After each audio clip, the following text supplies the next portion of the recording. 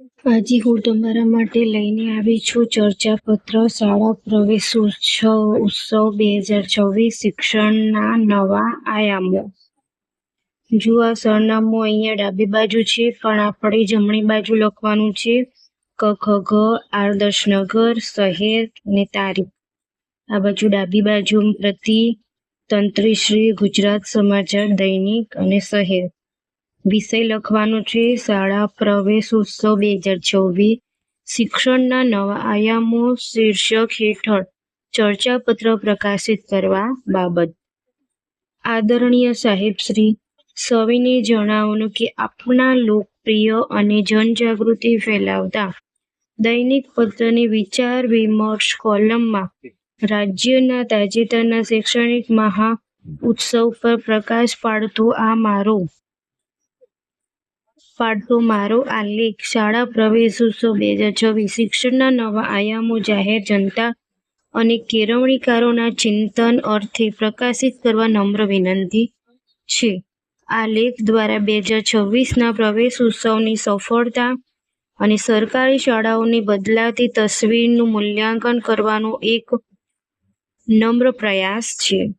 બિડાણ ચર્ચાપત્ર આપનો વિશ્વાસુ ક ખ ગ। હવે શીર્ષક આપવાનું છે કે શાળા પ્રવેશોત્સવ 2026 અક્ષર જ્ઞાનથી કૌશલ્ય તરફ પ્રયાણ। શિક્ષણ એ સમાજના પરિવર્તનનું સૌથી શક્તિશાળી માધ્યમ છે।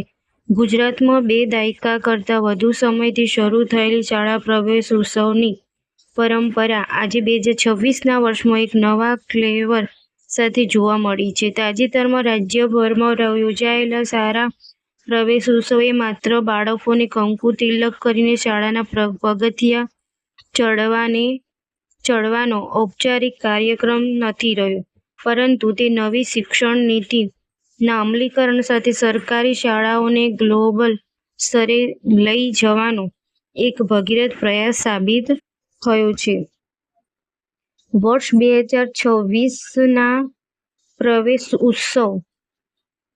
પ્રવેશોત્સવની સૌથી મોટી વિશેષતા એ રહી છે કે હવે આપણી પ્રાથમિક શાળાઓ માત્ર પાટીપેનના પરંપરાગત માધ્યમથી આગળ વધીને smart classrooms, STEM laboratories, digital લર્નિંગથી સજ્જ થઈ છે। ખાનગી શાળાઓની તોતિંગ ફી સામે મધ્યમ અને ગરીબ વર્ગના બાળકોને પણ મિશન સ્કૂલ્સ ઓફ એક્સેલન્સ અંતર્ગત વૈશ્વિક સ્તરનું ઇન્ફ્રાસ્ટ્રક્ચર મળી રહ્યું છે। વળી આ વર્ષ કન્યા કેળવણી પર અપાયેલા વિશેષ ભારને કારણે ડ્રોપ આઉટ રેશિયો નહિવત સ્તરે પહોંચશે, જે બેટી બચાવો બેટી પઢાઓના સૂત્રને સાર્થક કરે છે।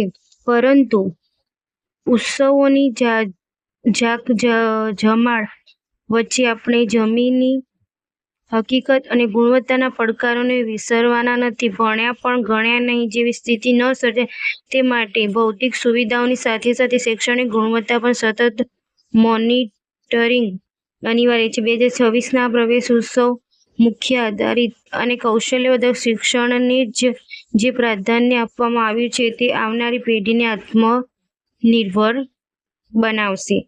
શિક્ષણ એ કોઈ એક પક્ષ કે સરકારની જ જવાબદારી નથી, તેમાં સમાજની ભાગીદારી એટલી જ જરૂરી છે।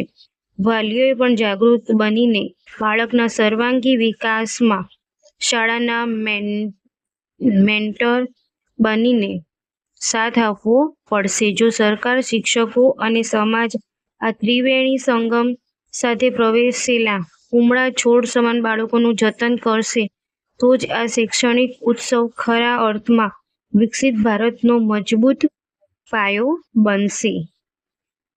એક ચિંતિત કેળવણીકાર। તમારે આવા જ જો બીજા કોઈ ચર્ચાપત્ર જોઈતા હોય તો કોમેન્ટમાં જરૂર જણાવજો। નિબંધ જોતા હોય, સંક્ષેપીકરણ જોઈતું હોય